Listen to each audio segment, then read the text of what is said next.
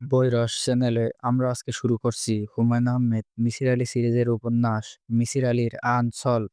আজ তৃতীয় পর্ব। আমি বললাম ভূতপ্রেত বাদ দিলাম, সাধু সন্ন্যাসীরা তো আছেন, তা নাকি তাদের অস্তিত্বেও আপনার অবিশ্বাস? মিসির আলী বললেন, অবিশ্বাস? ধর্ম হলো পরিপূর্ণ বিশ্বাস, আর বিজ্ঞান হলো পরিপূর্ণ অবিশ্বাস। ধর্মের বিশ্বাস শুরু থেকে শেষ পর্যন্ত একই থাকে। বিজ্ঞানের অবিশ্বাস কিন্তু পরীক্ষা নিরীক্ষায় বদলায়। কিছু কিছু অবিশ্বাস বিশ্বাসে রূপ নেয়। আপনি তো একজন সাইকোলজিস্ট, বিজ্ঞানী না।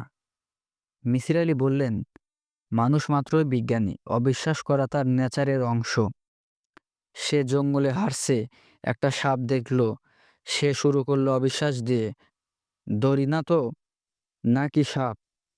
আবার সে পথে হাঁটতে হাঁটতে একটা দড়ি দেখলো, সে শুরু করলো অবিশ্বাস দিয়ে, সাপ না তো, তা নাকি দড়ি।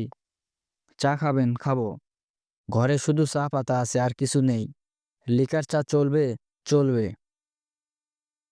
মিসির আলি রান্নাঘরে ঢুকলেন এবং বের হয়ে এসে জানলেন চা পাতাও নেই। চলুন একটা রেস্টুরেন্টে গিয়ে চা খেয়ে আসি। আমি বললাম, রেস্টুরেন্টে যেতে ইচ্ছে করছে না, আপনার সঙ্গে নিরিবিলি গল্প করছি এই ভালো। সময় রাত ৮টা, আষাঢ় মাসের মাঝামাঝি। বৃষ্টি পড়তে শুরু করেছে। মিসির আলি ঘরের চাল টিনের, চালে বৃষ্টির শব্দ শুনতে ভালো লাগছে। ঢাকা শহরে সেই অর্থে কখনো বৃষ্টির শব্দ কানে আসে না। শহরের কোলাহল বৃষ্টির শব্দ গিলে ফেলে। মিসির আলি বললেন, হাবলু মিয়ার গল্প শুনবেন? আমি বললাম, গল্পটা যদি আপনার আনসলভ খাতায় থাকে তাহলে শুনব। আপনার মতে মানুষ রহস্যের কাছে ধরা খেয়ে গেছেন, ব্যাপারটা ইন্টারেস্টিং। মিসির আলি বললেন, হাবলু মিয়ার গল্প আমার আনসলভ ফাইলে আছে, ৩৮ নম্বর। সব গল্পের নাম্বার আপনার মনে থাকে? তা থাকে। ফাইলটা নিয়ে আমি পাই বসি। রহস্যের কিনারা করা যায় কিনা তা নিয়ে ভাবি। এখনো হাল ছাড়িনি। হাল ধরে বসে আছি। অকুল সমুদ্র। নৌকা কোন দিক দিয়ে নিয়ে যাব বুঝতে পারছি না। হাবলু মিয়ার গল্পটা শুরু করুন। মিসির আলি গল্প শুরু করলেন। সাধারণত দেখা যায় শিক্ষকরা ভালো গল্প বলতে পারেন না। তাদের গল্প ক্লাসের বক্তৃতায় মতো শোনায়। তিনি গল্প শোনেন, কিছুক্ষণের মধ্যে তার হাই ওঠে। এক পর্যায়ে শ্রোতা বলল, ভাই, বাকিটা আরেকদিন শুনবো। আজ একটা জরুরি কাজ পড়ে গেছে। এখন না বলেই এখন না গেলেই না। মিসির আলি শিক্ষক গল্প তোকের দলে পড়েন না। তার বর্ণনা সুন্দর। গল্পের কোনো জায়গা কিছুক্ষণ থামতে হবে তা জানেন। পরিবেশ এবং চরিত্র বর্ণনা নিখুঁত। আমার প্রায়ই মনে হয় মিসির আলি মুখের গন্ধ সিডি আকারে বাজারে ছেড়ে দিলে ভালো বাজার পাওয়া যাবে। যাই হোক, তার জবানিতে গল্পটা বলার চেষ্টা করি। হাবলু মিয়ার বয়স কত বলতে পারছি না। তাকে জিজ্ঞেস করেছিলাম। সে পান খায়, লাল দাঁত বের করে হাসি মুখে বলল, জানি না স্যার, বাপ মা কিছু বইলা যায় নাই। মরুক্কু পিতা মাতা এসব জানে না। আপনি একটা অনুমান কইরা নেন। আমি অনুমান করতে পারলাম না। কিছু মানুষ আছে যাদের বয়স বোঝা যায় না। হাবলু মিয়া সেই দলের। তার বয়স 25 হতে পারে, আবার 40ও হতে পারে। অতি রুগ্ন মানুষ, খিকখিক কাশি লেগেই আছে। গায়ের রং একসময় ফর্সা ছিল, রোদে ঘুরে রং জ্বলে গেছে। মাথা সম্পূর্ণ কামানো, গায়ে কড়া নীল রঙের পাঞ্জাবি। পরনের লুঙ্গি রং একসময় খুব সম্ভবত সাদা ছিল। ময়লার অন্তর পরে এখন ছাই বর্ণ। গায়ে চামড়ার জুতা, জুতা জোড়া নতুন, চকচক করছে। লোকটার গা থেকে বিকট গন্ধ আসছে। আমি বললাম, গাঁজা খাবার অভ্যাস আছে? হাবলু মিয়া আবার দাঁত বের করে হাসি মুখে বলল, জি স্যার। আজ খেয়েছেন? যে না, দিনে খাই না। সব কিছুর নিয়ম আছে। গাঁজা খাইতে হয় সূর্য ডোবার পরে, চরস খাইতে হয় দুপুরে। লেখাপড়া কিছু করেছেন? ক্লাস 5 পর্যন্ত পড়েছি। ক্লাস 5 পাস করার ইচ্ছা ছিল। একদিন হেড স্যার বললেন, তোর আর লেখাপড়া লাগবে না, তুই চলে যা। চলে যেতে বললেন কেন? সেটার ওনারে জিগাই নাই। শিক্ষক মানুষরে তো আর জিজ্ঞাস করা যায় না। ওনাদের কথা মান্য করতে হয়। ওনাদের ওনাদের আলাদা মর্যাদা। আপনার পায়ের জুতা জোড়া তো নতুন মনে হচ্ছে। হাবলু মিয়া আনন্দিত গলায় বলল, চুরির জুতো স্যার। আমি নিজেই চুরি করেছি। কিভাবে চুরি করেছি শুনলে মজা পাবেন। স্যার বলবো? বলুন। আমারে স্যার তুমি কইরা বলবেন। আমি অতি নাদান লোক। আপনার নাকের সর্দির যোগ্যও না। তার চেয়েও অধম। জুতা চুরির গল্পটা কি শুরু করব? শুরু করো। জুম্মার নামাজ শুরু হয়েছে। আমি সোবাহান মসজিদের কাছে। রাস্তা বন্ধ কইরা নামাজে শেষ সারিতে দেখি এক ভদ্রলোক তার সামনে নয়া জুতা রাইখা নামাজ পড়তাছে। আমি সামনে থাইক্যা জুতা জোড়া নিলাম। সে নামাজের মধ্যে ছিল বইলে আমারে কিছু বলতে পারল না। একবার তাকাইলো, আমি দৌড় দিলাম। আমার ভাগ্য ভালো, জুতা জোড়া ভালো ফিটিং হইছে। চুরির জুতা ফিটিংয়ে সমস্যা। জুতা কি পাই চুরি করো যে? একেক এলাকায় একেক সময়, একেক মসজিদে যাই। বনানী মসজিদ থেকে এক জোড়া স্যান্ডেল চুরি করেছিলাম। বিলাতি জিনিস।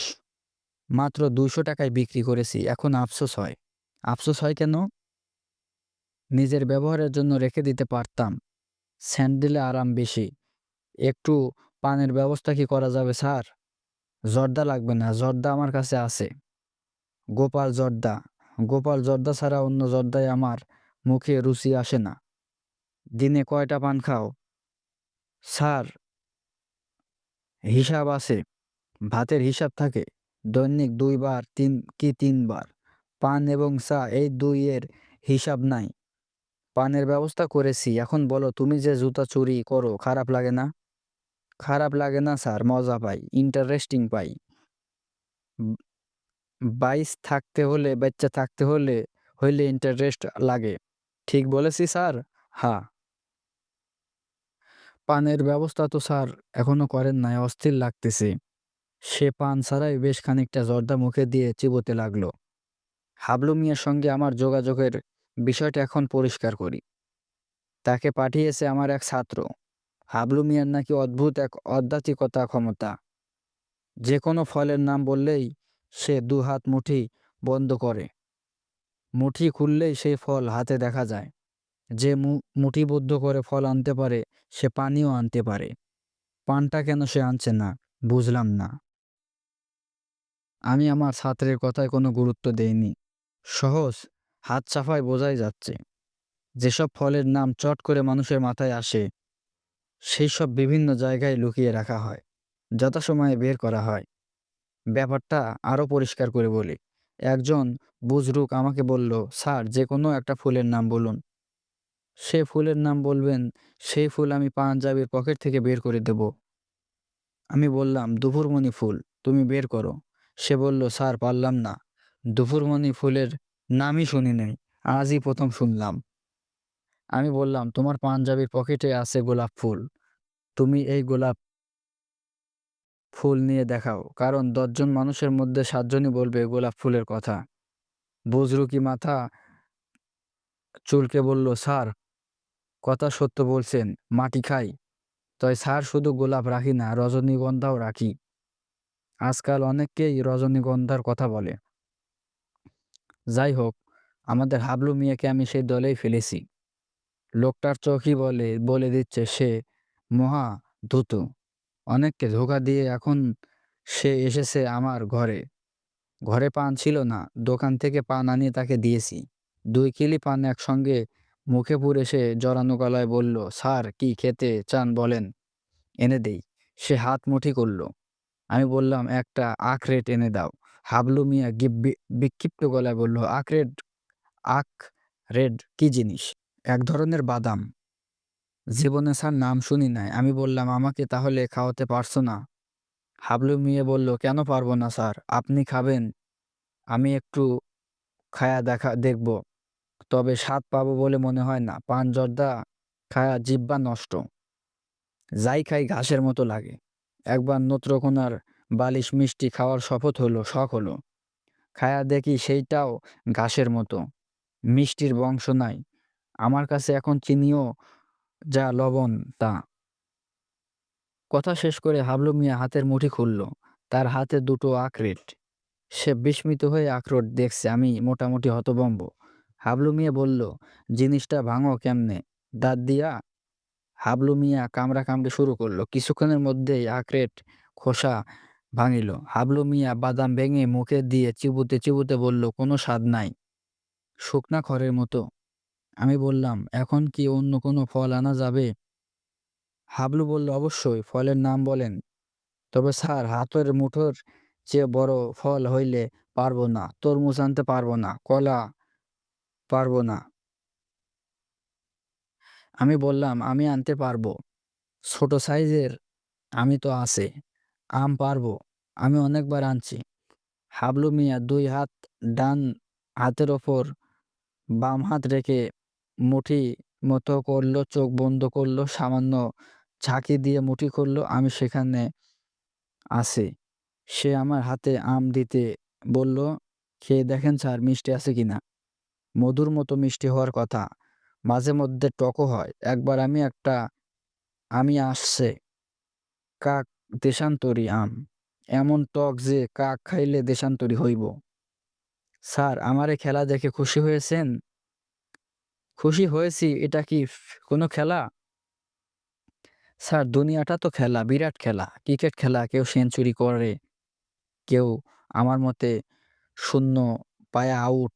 আবার কেউ কেউ আছে ব্যাটিং করার সুযোগ পায় না, না খেললেই আউট। ফাইলগুলি আসে কিভাবে? স্যার, বললাম না খেলা, খেলার মাধ্যমে আসে। খেলছে কে? সেটা তো স্যার বলতে পারবো না, জ্ঞান বুদ্ধি নাই। ক্লাস 5 পাস করার শখ ছিল, পারলাম না। স্যার, ঘরে কি ছুরি আছে? ছুরি? ছুরি দিয়ে কি করবে? আম কাইট্টে একটা ছোট পিস খাওয়াইয়া দেখতাম মিষ্টি কিনা।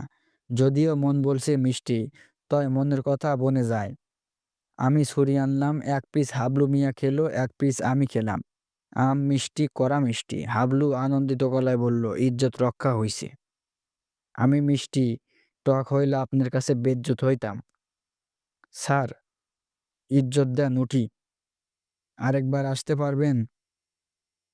কেন পারবো না? যেদিন বলবেন সেদিন আসবো, শুক্রবারটা বাদ দিয়া। ওই দিন জুতা চুরি করি। স্যার, কিছু খরচ দিবেন? খেলা দেখাইলাম, এই জন্য খরচ। তোমার এই খেলা দেখে তুমি টাকা কামাও?